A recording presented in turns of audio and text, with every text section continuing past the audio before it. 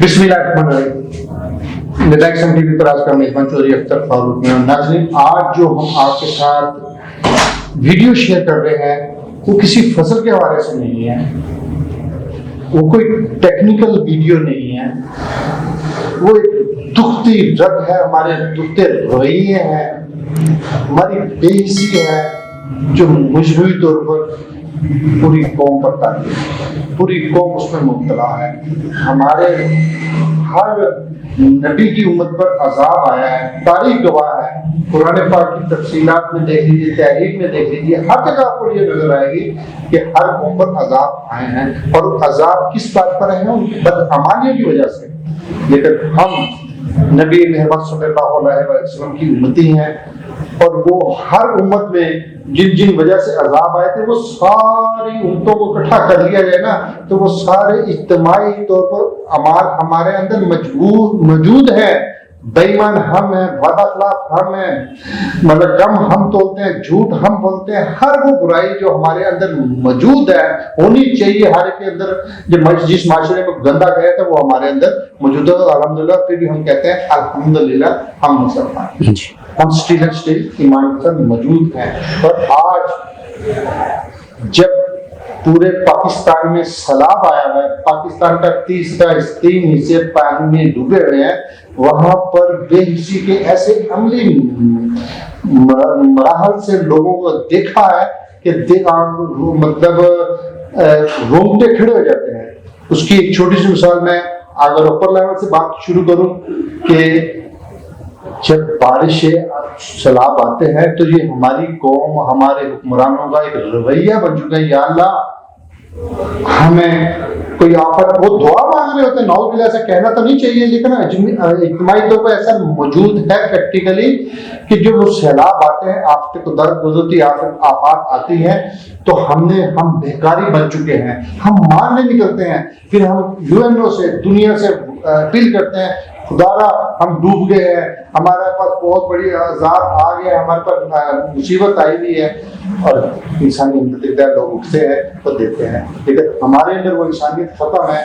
ہم اس وقت بھی بھیڑیے بنتے ہیں، وہ جتنی امداد آتی ہے وہ ہم ساری امداد کو تقسیم نہیں کرتے، وہ 70% تو کاغذوں کی نظر ہو جاتی ہے، وہ یار دوستوں کو نظر ہو جاتی ہے، اور 30% ان لوگوں کی ہو جاتی ہے، ان میں تقسیم ہوتی ہے۔ کیا وجہ ہے؟ ہر دفعہ سندھ کے کچے کے علاقے ہی ڈوبتے ہیں، ہر دفعہ سندھ میں وہ علاقے ڈوبتے ہیں جہاں پہ غریب کسان حاری ہوتا ہے، بڑے وڈیروں کے رقبے نہیں ڈوبے، ان کی فصلوں کو نقصان کیا ہے؟ یہ کیوں ہے؟ اور پچھلے 70 سال سے ہم ہر سال ڈوبتے ہیں، ہر سال تباہی آتی ہے، اور آج تک ہم نے اس کا تدارک نہیں کیا۔ کیوں نہیں کیا؟ نہیں کرنا چاہتے ہم۔ کیوں؟ ہم تو کہتے ہیں کہ اللہ آئے ہمیں اور کھانے کا ذریعہ ملے۔ آج ہمارے ساتھ ڈاکٹر افتخار صاحب موجود ہیں، وہ سیلابی علاقوں میں گئے، انہوں نے بانٹا، انہوں نے دیکھا، انہوں نے لوگوں کی مدد کی ہے، لیکن وہاں پر جو آپ نے خبریں بھی سنی، ہم نے بھی دیکھا، آج وہ کچھ باتوں سے پردہ اٹھائیں گے۔ السلام علیکم ڈاکٹر صاحب، آپ سے میرا سوال یہ ہے کہ جب وہاں پر آپ نے جا کر سڑکوں پر لوگوں کے ساتھ مدد تقسیم کی ہے، لوگ لوٹ لیتے ہیں، لوگ اصل لوگوں تک نہیں پہنچ پا رہا، یہ کیا ہے؟ یہ سارا کچھ جو آپ نے آنکھوں سے دیکھا، ذرا اس کو شیئر تو کیجیے ذرا۔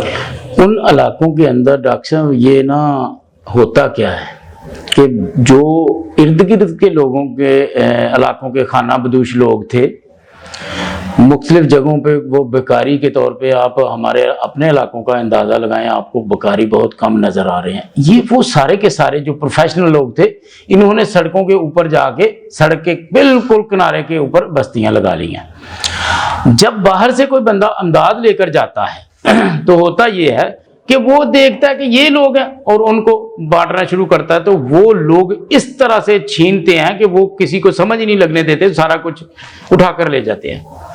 ہمارے ساتھ وزیر آباد کی ایک ٹیم تھی، ان کے پاس وہ جو 4 پہی انہوں نے ٹرک کے اوپر اپنے لیے رکھی ہوئی تھی، وہ بھی وہ اٹھا کے لے گئے تھے۔ تو مسئلہ یہ ہے کہ جو لوگ متاثر ہیں وہ تو سائڈوں پہ ہیں، مین سڑک کے اوپر تو نہیں ہے۔ جو لوگ وہاں پہ جا رہے ہیں امداد کرنے کے لیے، ان کو چاہیے کہ پہلے اپنے بندے بھیجے، सारा पूरी बस्ती का सर्वे करें, किस किस का कौन कौन सा नुकसान हुआ, तो उसके बाद वो अमदाद लेके उनके घरों के अंदर पहुंचाएं, ना कि सड़क के ऊपर लाइनें लगा के उन लोगों को दें।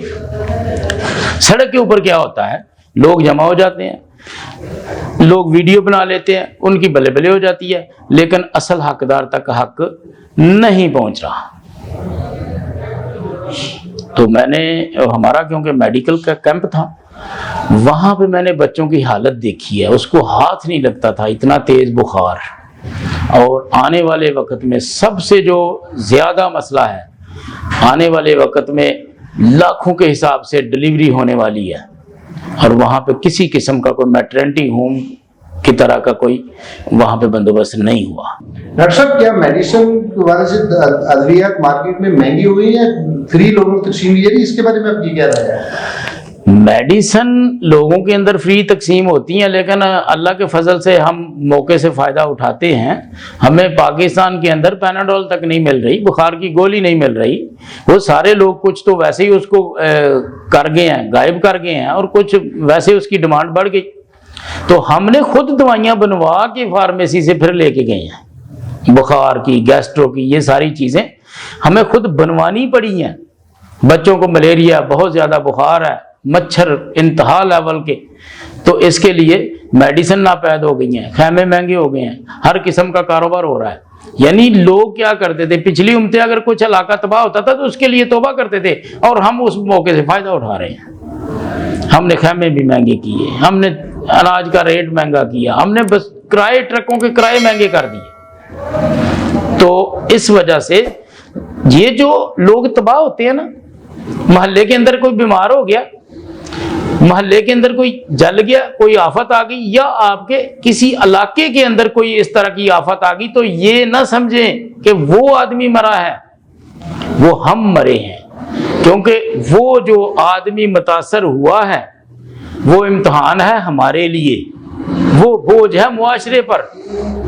तो उसका हिसाब, जब आपका कोई भाई मुतासर हुआ, आप उसकी मदद के लिए नहीं पहुंचे, या आपने उससे कोई फायदा उठाया, तो इसका मतलब है कि आगे जाके आपने भी हिसाब देना है। तो हम तो अभी इससे इतनी बड़ी तबाही के बावजूद भी सबक नहीं सीख रहे। जी, वाय नकामी बताए कारवां जाता रहा, कारवां के दिल से एहसास से जाता रहा वाली बात है।